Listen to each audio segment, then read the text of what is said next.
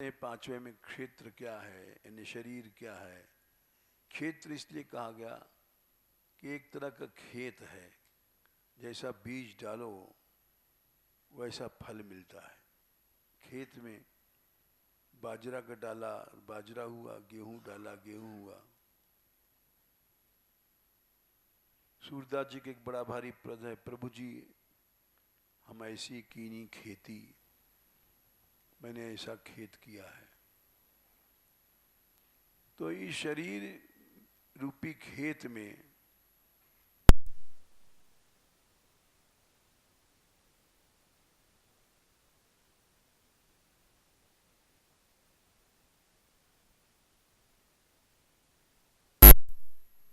इसका सम्यक ज्ञान न होने से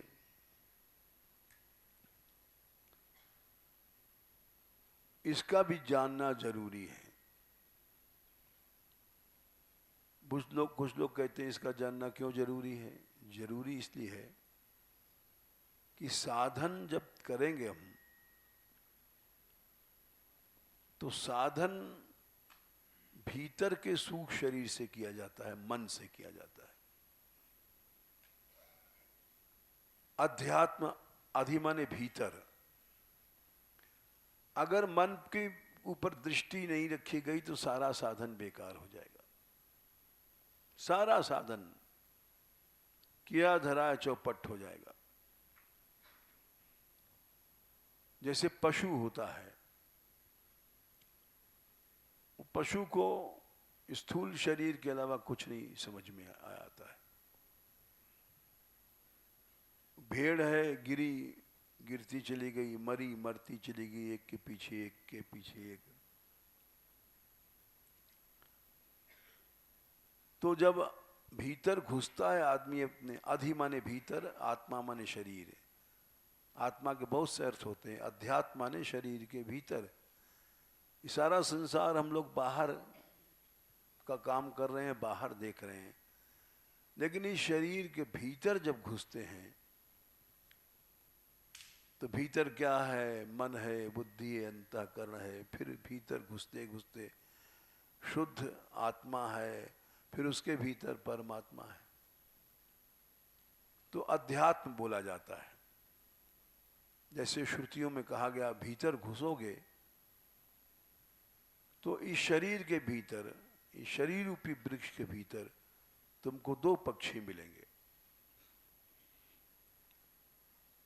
और द्वा सुपर्णा सयुजा सखाया समानम वृक्षम परिषस्व जाते तयोरन्यः पिप्पलम स्वादवत्यनश्नन्यो अभिचाकशीति। इस शरीर के भीतर घुसे तो दो पक्षी बैठे हैं। ये अध्यात्म है, ये श्रुतियों में कहा गया। ये मुंडक श्रुति का वाक्य है, मुंडकोपनिषद का प्रसिद्ध वाक्य है। और द्वैतवाद इसी के ऊपर आधारित है, सारा द्वैतवाद। अद्वैत और द्वैत जो दो शाखाएं हैं मूल रूप से, उन्हीं के मिश्रण से कोई द्वैताद्वैत बना, कोई विशिष्टाद्वैत बना, कोई शुद्धाद्वैत बना।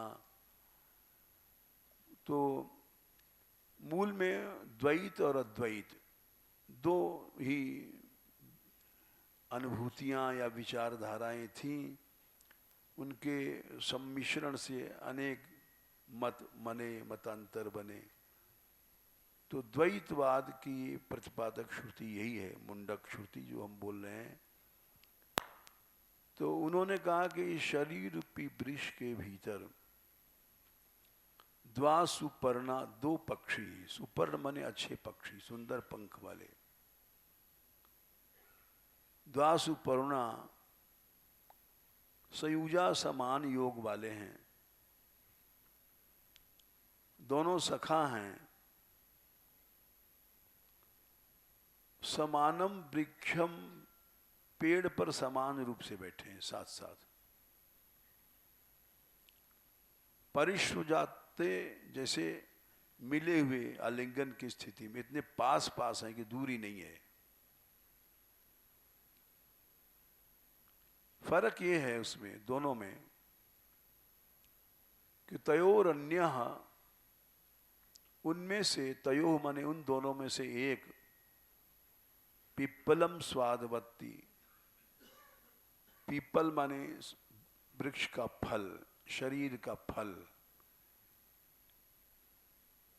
अश्वत्थ शरीर को, पीपल का पेड़ है उसमें जो फल लगता है पीपल, तो शरीर का फल क्या है? सुख है, दुख है, हर्ष है, शोक है। इसको चाखता है।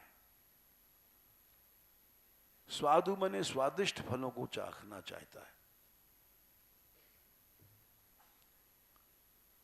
तयोर अन्यः, उनमें से एक तो भोक्ता है फलों का, फलासक्ति वाला है, सांसारिक कामना वाला है। अनेक शब्द हैं इसके। सांसारिक भोग की इच्छा रखने वाला है, सांसारिक सुख की इच्छा करने वाला है। वो अंधकार में है। तयोरन्य पिप्पलम स्वादवत, अनशनन माने जो नहीं खा रहा है सांसारिक फलों को, से अनासक्त है अनादिकाल से। अभिचाकशीति, वो ईश्वर है, वो प्रकाशमान है, चैतन्य है। इसके माने वो दूसरा अंधकार में है। एक प्रकाश रूप है, एक अंधकार रूप है, हैं दोनों साथ साथ। बोलिए अध्यात्म है। समानम वृक्षे परिशस्व जाते, सप्तमी भी पाठ है, द्वितीया भी है। वृक्ष पर बैठे हैं या वृक्ष के ऊपर अत्यर्थर्थे द्वितीया एक सूत्र होता है, सदा वृक्ष पर ही बैठे रहते हैं। तो वृक्ष के भीतर घुसे, ये अध्यात्म हो गया। संसार में सब लोग वृक्ष के बाहर बाहर देखते हैं, वृक्ष के भीतर नहीं घुसते। संसार में 99 से भी ज्यादा, 0.9 से ज्यादा लोग वृक्ष के बाहर ही देखते हैं, बाहर की ही सोचते हैं, और भीतर उनका न विचार है न प्रवेश है। तो इसलिए अध्यात्म से शून्य है सब संसार। तो अध्यात्म माने इस वृक्ष के जब भीतर घुसा, इसी बात को भगवान ने गीता में भी कहा है। वृक्ष की उपमा संसार को दिया है 15वें अध्याय में, पहले श्लोक में। ऊर्ध्वमूलम अधाशाखम अश्वत्थम प्राहुरव्ययम छंदांसि यस्य पर्णानि यस्तम वेद स वेदवित्। ये सारा संसार ही एक वृक्ष है। जैसे शरीर वृक्ष है, सारा संसार ही एक वृक्ष है। सारा संसार एक वृक्ष है। और इसका मूल जड़ कहाँ है? ऊपर ऊर्ध्वलोक में भगवान। ये ऐसा विचित्र वृक्ष है कि इसकी जड़ ऊपर की ओर है।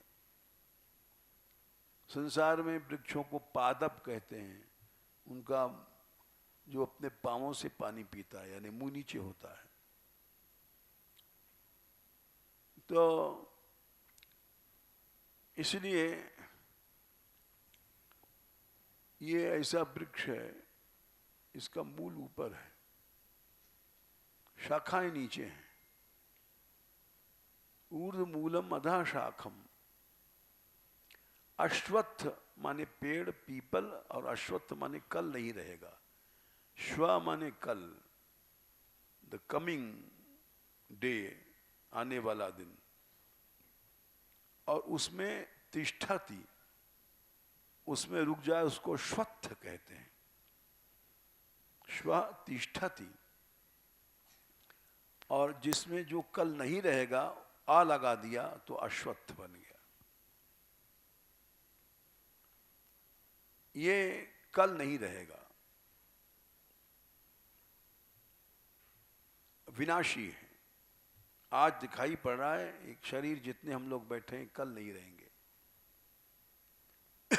ये मकान, पहाड़, जमीन, जायदाद ये कल नहीं रहेंगे। चांद, सितारे ये सब कल नहीं रहेंगे। ब्रह्मांड ये कल नहीं रहेगा। ये सारा संसार कल नहीं रहेगा। ये आज दिखाई पड़ रहा है जो कुछ। गुरु नानक देव ने एक पद में कहा, जो दिखे सो सकल विनाश है, भज मन राम चरण सुखदाई। जो दिखाई पड़ता है वो कल नहीं रहेगा। ज्यों तारा रैनाई, जैसे रात को तारे दिखाई पड़ते हैं और सवेरे जाने कहां चले जाते हैं, वैसे ही सारा संसार है। ये कल नहीं रहेगा, कभी भी नहीं रहेगा। जब नहीं रहेगा तो इसका संबंध, इसका फल, सब चीज गलत, मिथ्या है। इसलिए मिथ्या वस्तु का आश्रय लेना नहीं चाहिए। हम खड़े हैं जिस चट्टान पर, वो टूट रही है, जिस कगार पर खड़े हैं वो गिरने वाली है, तो उसका आश्रय नहीं लेना चाहिए। इस संसार के वृक्ष का आश्रय नहीं लेना चाहिए, क्योंकि कल नहीं रहेगा। तो अश्वत्था, इसको अश्वत्थ कहा गया, भगवान ने कहा। ये जब हम लोग भूल जाते हैं तब इसका आश्रय लेते हैं और इससे प्रेम करते हैं, इसके सुख दुख को चाहते हैं, इसकी उपलब्धियों को, अचीवमेंट को सत्य मान लेते हैं। यही अज्ञान है। ये याद नहीं रहता है कि ये कल नहीं रहेगा संसार। न हमारा शरीर रहेगा, न किसी का, न माँ का, न बाप का, न स्त्री का, न पति का, न पुत्र का, न जमीन, न जायदाद, न सूर्य, न चांद। कबीरदास ने लिखा, साधो ये मुर्दों का गांव। बड़ा सुंदर पद है। अरे तुम लोग देख रहे हो, ये सब मुर्दे बैठे हैं। 14 भवन के चौधरी नासें, 14 लोग के स्वामी, जितने देवता वेवता सब कल नहीं रहेंगे। ये सब मुर्दे हैं। मुर्दों से क्यों प्रेम करते हो? मुर्दों को अपना क्यों समझते हो? तो भगवान ने इसलिए कहा कि अश्वत्थ है, ये कल नहीं रहेगा संसार, इससे क्यों प्रेम करते हो?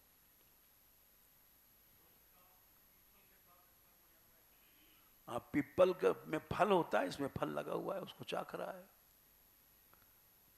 पीपल का एक नाम है चल दल। वो कहीं भी हवा नहीं रहेगी, पीपल का पत्ता हिलता रहता है। देख लेना, संसार में जितने पेड़ हैं उनसे पीपल अलग है। वो हर समय हिलता रहेगा उसका पत्ता। ये संसार की इसलिए उपमा है कि हर समय ये हिल रहा है, जा रहा है। हर समय हर आदमी मर रहा है, हर समय मर रहा है। यानी आयु खत्म हो रही है, वो मर रहा है, मृत्यु की ओर बढ़ रहा है। तो ऊर्ध्व मूलम, ये संसार वृक्ष कैसा है या शरीर का वृक्ष कैसा है, दोनों जगह घटेगा। इसका मूल है ऊपर भगवान। इस बात को भगवान ने कहा कि जितने भी संसार में लोग पैदा हो रहे हैं, कुत्ता, गधा, मनुष्य, स्त्री, पुत्र, उस सब का पिता मैं ही हूं।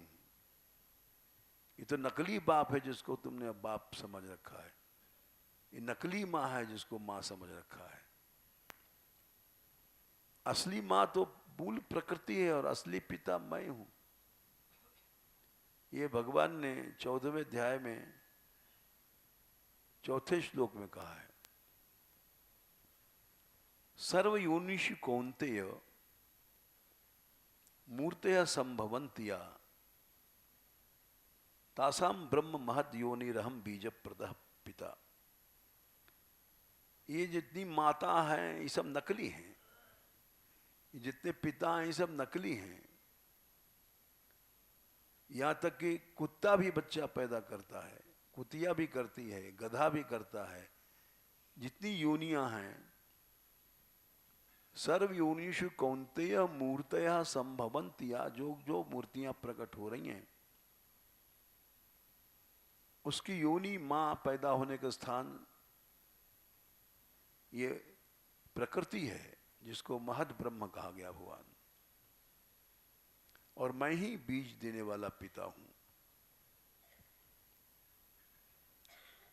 तो इसीलिए भगवान ने कहा कि ऊर्ध्वमूलम अधः शाखम, इस सारे वृक्षों का मूल ऊपर है मैं, शाखाएं नीचे हैं इस संसार में।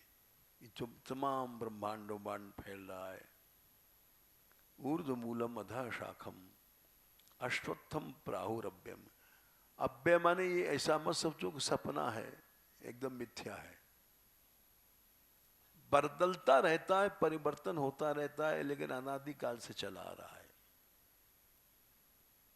इसको तुम मिटा नहीं सकते हो। इसकी जो आसक्ति है ये मिट जाएगी तुम मुक्त हो। संसार को नहीं मिटा सकते हो। कोई आदमी सोचे संसार को मिटा देंगे, हो ही नहीं सकता है, वो मूर्ख है। ऊर्ध्वमूलम अधः शाखम अश्वत्थम प्राहुरभ्यम। और छंदांसि यस्य पर्णानि, इसके पत्ते वेद हैं। वेद से ही सारा विस्तार होता है।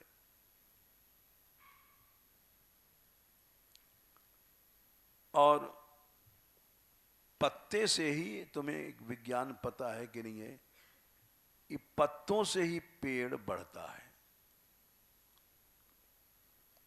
पत्ते न हो तो नहीं बढ़ेगा। ये पत्ते ही सूर्य की किरणों को सोखते हैं, हवा को सोखते हैं, और उससे वो बढ़ता है। तो इसलिए वेद ही इसके पत्ते हैं। इस संसार के बढ़ाने वाले, रक्षा करने वाले। छंदांसि यस्य पर्णानि,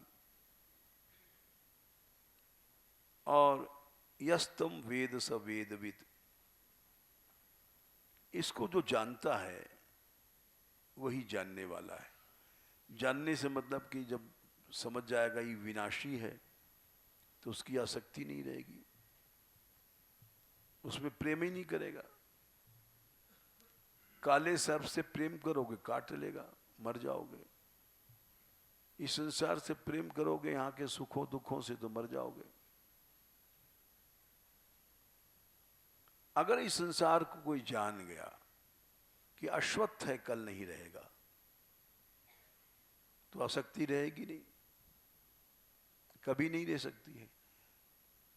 जो चीज नष्ट होने वाली है, विष है, उसमें आसक्ति जो करता है मूर्ख है। फिर आगे भगवान कहते हैं कि इसकी शाखाएं ऊपर भी हैं नीचे भी हैं। जैसे स्वर्ग लोग चले गए, नीचे पाताल चले गए, नरक चले गए। अधश्चोर्ध्वम प्रसृतास्तस्य शाखा। शाखाओं से पेड़ बढ़ता है। जितनी डालें फूटेंगी पत्ते बढ़ेंगे। तो भोग से शरीर बढ़ता है, भोग से संसार बढ़ता है।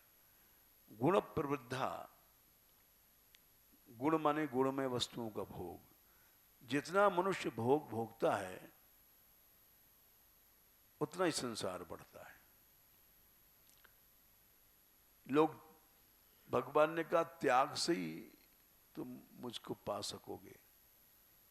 सबसे बड़ा त्याग है। 12वें अध्याय में 12वें श्लोक में कहा, श्रेयो ही ज्ञानम अभ्यासाद ज्ञानाद ध्यानम विशेष से ध्यानात् कर्म फल त्याग, त्यागात् शांति। सबसे बड़ा है त्याग। ज्ञान से बड़ा, कर्म से बड़ा, ध्यान से बड़ा, ध्यान से भी बड़ा त्याग है। इसी श्लोक पर हमारी एक बार वृंदावन में बात हुई थी राम सुखदास जी से। तो ध्यान से भी बड़ा है त्याग। ये बड़ा गंभीर श्लोक है।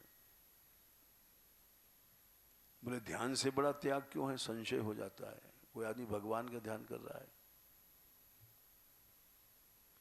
बोले ध्यान से बड़ा है त्याग। वो सकामी है, भगवान से प्रेम नहीं होगा।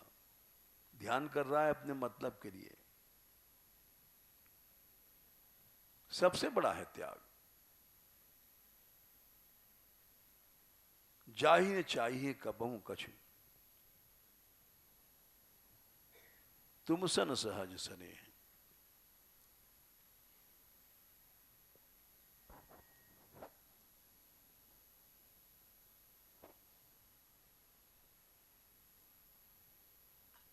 बसो निरंतरता सुरु, सो राउर तब गे, वो तुम्हारा घर है। भगवान वहां रहता है, हमारे मन में थोड़ी रहेगा। सवेरे से लड्डू सोच रहे हैं, कचौड़ी सोच रहे हैं, पापड़ सोच रहे हैं, पैसा देला सोच रहे हैं, तो हमारे मन में भगवान कैसे रहेगा? भोग की सोच रहे हैं, रुपया पैसा की सोच रहे हैं। तो अब उसमें कैसे भगवान रहेगा? तो ये संसार बढ़ता है गुण प्रवृद्धा, इसीलिए त्याग किया जाता है। हम जो धोखे में हैं, ऐसी चोरी करते हैं खुदा भी नहीं जानता। मुल्ला जी रोज पानी के साथ नहाने में पानी पी लेते थे। ऐसी चोरी करता हूं खुदा ही नहीं जानता। तो वैसे हम लोग भी हैं। नहाने गए मुल्ला जी, नाम है नहा रहे हैं, लेकिन भीतर चुप बग लगा खूब पानी पी लेते थे, और जबकि पानी मना है रोजा में। और खूब पी करके बाहर निकलते थे और कहते थे ऐसी चोरी करता हूं खुदा भी नहीं जानता। खुदा भी नहीं जानता, बात सही है। जितने भोगी लोग हैं वो ऐसे ही होते हैं, हम जैसे लोग, कि ऐसी चोरी करते हैं खुदा भी नहीं जान। एक दिन जरूर पोल खुलती है। एक दिन खूब भीतर भीतर पानी पी रहे, मछली घुस गई। अब मछली अटक गई और करें, मुश्किल से जान बची, तो सब जान गए अरे ये मुल्ला जो चोरी से पानी पीता था। एक दिन खुदा क्या सारी दुनिया जान गई। पाप फटता है, ब्लास्ट होता है। जब तक उसका समय नहीं आता फटता नहीं है, जब तक छिपाए रखते हैं। तो इसलिए हम जैसे लोग मुल्ला हैं, भीतर भोग की वृत्ति छिपा के रखते हैं और कहते हैं कि ऐसी चोरी करते हैं खुदा भी नहीं जानता है।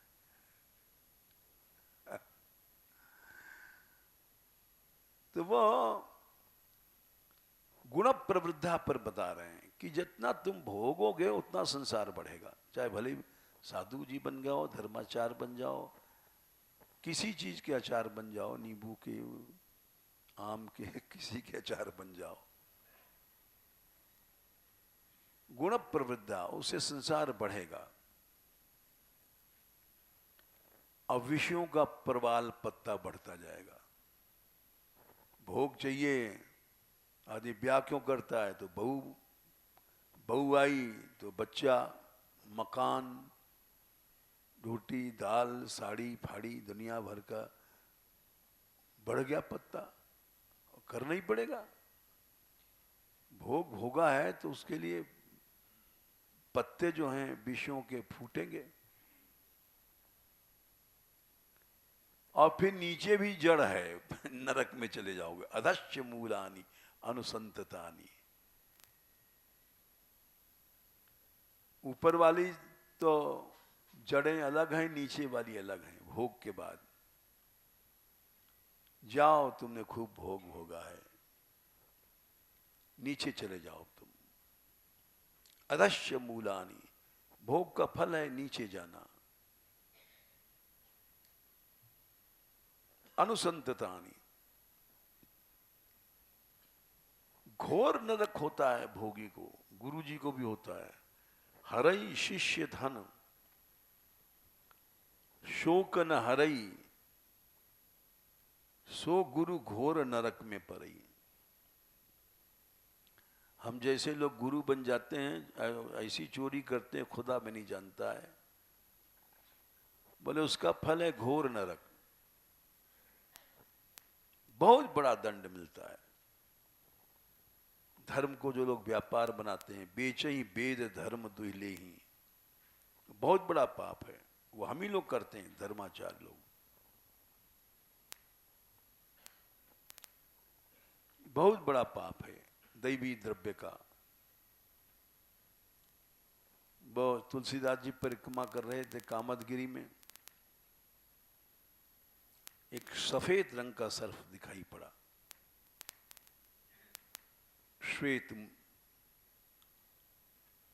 तो आश्चर्य में हो गए,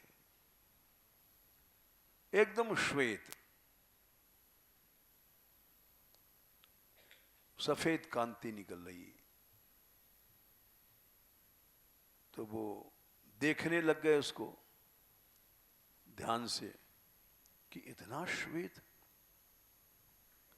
बस उछट एक ऋषि बन गया, योग मुनि उसका नाम था। तो दूसरा आश्चर्य हुआ उनको, अरे भाई तुम कौन हो? बोले महाराज मेरा नाम योग मुनि है। अच्छा साधक था, लेकिन पैसा ऐसी चीज है कि हाथ में आने के बाद फिर वो छूटता नहीं, चिपक जाता है। दैवी द्रव्य का मैंने उपभोग किया था, लेकिन आपकी दृष्टि पड़ने से मेरी सर्पयोनी खत्म हो गई।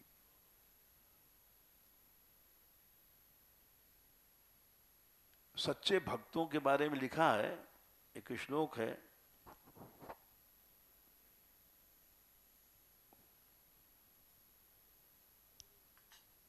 नारद पुराण का, कि सच्चे भक्तों की दृष्टि से ही बड़े बड़े महापाप जल जाते हैं, ब्रह्म हत्या वगैरह। महापातक युक्ता वा चोप पातक ही है, परम पदम प्रयांत्यव महद्भिर अवलोकिता। नारद पुराण का श्लोक है। छोटे मोटे पाप नहीं, महापाप, ब्रह्म हत्या, गो हत्या आदि भी, ये 5 महापापों में है। महापातक युक्ता, अथवा छोटे भी पाप हैं, वो पाप, वे भी परम पद को चले जाते हैं अगर महद भी महापुरुष लोग उनको देख लेते हैं। इसी बात पर हमने सुना है कि तुलसीदास जी की दृष्टि पड़ते ही उनकी सर्प योनि खत्म हो गई। लेकिन अच्छा साधन किया था, इसलिए श्वेत वर्ण के हुए थे सर्प, और उनको महापुरुष की प्राप्ति हो गई। पुण्य पुंज बिन मिलहि न संता, अनंत पुण्य के बाद संत मिलता है, भक्त मिलता है, और वो भी मिलके बिछुड़ जाता है। इस संसार में सबसे बड़ा दुख यही है। तो इसलिए परम पदम प्रयांते व महद्भिर अवलोकिता। तो ऐसी बहुत सी कथाएं हैं। वल्लभाचार्य जी जब यहाँ आए थे, वल्लभ दिग्विजय में कथा है, इसी गहवर वन में उन्होंने देखा एक इतना बड़ा अजगर था, यहाँ अजगर बहुत हैं। जाड़े में श्री जी के मंदिर के इस साइड में निकलते हैं धूप लेने के लिए, सब लोग देखते हैं। जिसको न देखना हो जाड़े में आ जाओ, दिन में जब जाड़ा पड़ रहा हो तो इधर श्री जी के पीछे और पहाड़ में निकले, धूप लेते हैं वे। तो वो एक अजगर देखा जो बहुत बड़ा था, करोड़ों कीड़े चींटियां उसको खा रही थी। वो बड़ी दर्दनाक मृत्यु होती है, छुड़ा तो सकता नहीं, उसके सांप के हाथ पांव तो होते नहीं कि साहब ऐसे रगड़ दे और चींटियां छूट जाएं। हमने खुद देखा जब हम आए थे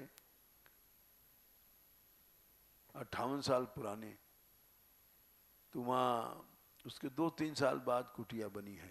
हाँ, तो नीचे रहते थे, तो जो पानी बहने का इधर जो बंद है, अब तो खैर पक्का सा बन गया है, जब खाई सी थी उसमें एक बड़ा विशाल सर्प, लाखों चींटियां लगती, वो ऐसे ऐसे कर रहा है कष्ट में, वो खाती हैं उसको, छुड़ा सकता नहीं। ऐसे समझो कि जैसे सैकड़ों सुई एक साथ चुभ हुई जा रही हैं, बस वो ऐसे ऐसे तड़पता है। और उसकी बड़ी बुरी मृत्यु होती है। इसको भागवत में भी आता है ये प्रसंग।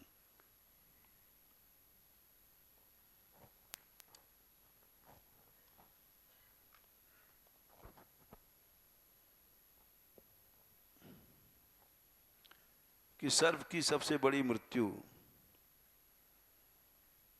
वो, जब प्रहलाद जी ने उपदेश दिया था तो बच्चों को, तो उन्होंने कहा था कि बच्चों ने पूछा कि तुमको ऐसा ज्ञान कैसे हुआ, तो उन्होंने कहा कि हमारे पिता जब चले गए थे तपस्या करने, 7वां स्कंद 7वां अध्याय, तो 3रे श्लोक में जब वो चले गए तपस्या करने, तो देवता लोग बोले देखो हिरण्यकश्यपु मर गया, उसका पाप उसको खा गया। पिपीलिकई अहिरिव, पिपीलिका जैसे चींटियां सर्प को खा जाती हैं। पापे न पापो, पाप पापी को खा जाता है अपने आप। ये बड़ी बड़ी मृत्यु होती है सर्प की। सैकड़ों क्या हजारों लाखों सुई एक साथ चुभ हुई जाती है जैसे। तो हमने तो उस दृश्य को याद तक भूल, घबरा जाते हैं देखते हैं, ऐसे ऐसे पलटता रहता है कि हाथ नहीं पांव नहीं चींटियों को छुड़ावे, ऐसे ऐसे कष्ट के मारे ऐसे करता रहता है।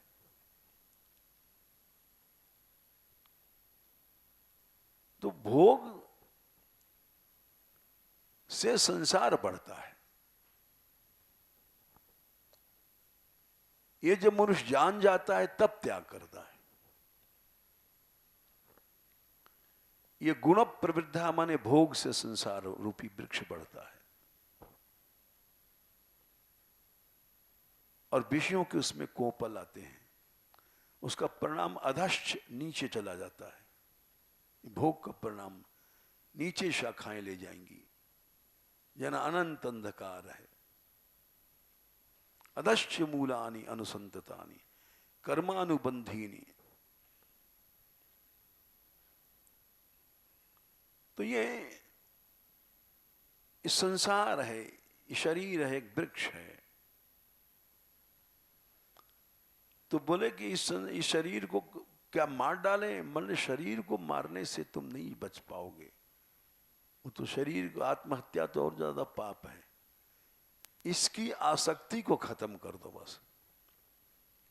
संसार खत्म नहीं कर सकते। किसी ने कहा स्त्री मिथ्या पुत्र मिथ्या, लाओ बंदूक, स्त्री को मार दिया गोली, पुत्र मिथ्या पुत्र को मार दिया, तो वो मूर्ख है। ना अपने को मारना है, न स्त्री को मारना है, न पुत्र को मारना है। भगवान ने तीसरे श्लोक में कहे कि अश्वत्थमेनम सुविरूढ़मूलम, इसका जड़ कभी भी नष्ट नहीं हो सकता, बहुत घुस गया है भीतर। असंगता का शस्त्र लेकर के आसक्ति न रहे, मजबूत अस्त्र होना चाहिए, इसको काट डालो। अगर इसको काटोगे नहीं तो फिर साधु बन करके भी वहां भोग भोगोगे। तब घर से निकलना भगवान को ढूंढने। चौथा श्लोक, ततः पदम तद परिमार्गितव्यम, उस पद को ढूंढो जहां से जाके लौटना नहीं पड़ता, वो भगवान की शरणागति। तमेव चाद्यम पुरुषम प्रपद्ये यतः प्रवृत्ति पुरस्ता पुराणी। उसको ढूंढना ऐसे नहीं है कि जाओ, कैसे ढूंढ लोगे, इन आंखों से दिखाई नहीं पड़ेगा।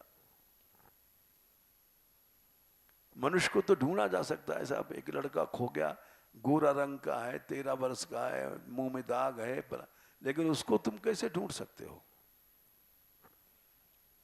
तथा पदम तद परिमार्गितव्यम, परिमार्गण मैंने ढूंढो, यस्मिन गता न निवर्तन्ति भूतिया। कैसे ढूंढोगे? बोले उसकी शरण में चले जाओ, बस मिल जाएगा। आश्रय की जो बात चल रही है, और आश्रय के लिए भोग त्याग आवश्यक है। वो नहीं छोड़ोगे तो गुण प्रवृद्धा, संसार बढ़ता जाएगा। तुम धोखे में रहोगे कि हम तो सब त्यागी हैं, घर छोड़ आए हैं। तो अध्यात्म की बात बता रहे थे कि अध्यात्म माने वृक्ष के भीतर घुसे, आत्मा माने शरीर जो एक वृक्ष है, अधि माने भीतर। तो द्वासुपर्णा, 2 पक्षी मिले। उन पक्षियों में 4 गुण थे, साजात्य, सायुज्य, सख्य, सादेश्य।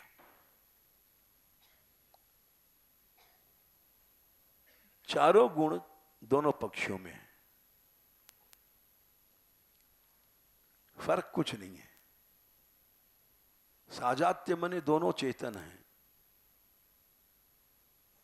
चेतन अमल सहज सुख राशि, ईश्वर अंश जीव अविनाशी। साजात्य है दोनों में, एक पाई भी फर्क नहीं है। सादेश, एक ही देश में रह रहे हैं, एक ही पेड़ पर। सख्य, दोनों में सख्य भी है, समान योग है, लेकिन अविद्या कारण हम अपना उस योग को भूल गए। सायुज्य, सायुज्य भी है लेकिन वो विस्मृत हो गया है, बस इतनी फर्क है। हम उसके सखा हैं, वही हमारा साथी है। कृष्ण ही एकमात्र हमारा साथी है, कृष्ण ही संबंधी है, ये भूल गए हैं। इसलिए तमाम साथी बनाते रहते हैं। ये हमारी बहू है, हमारा बेटा है, ये हमारा लड़का है, हमारी लड़की है, नाती है, पंती है, ये ससुर है, ये फलाना है, तमाम बढ़ता जाता है। सायुज्य छिप गया।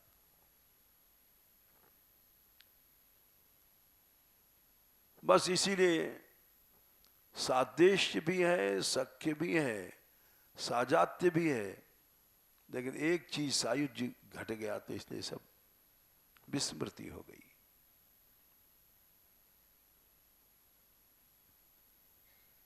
उसके लिए फिर मनुष्य को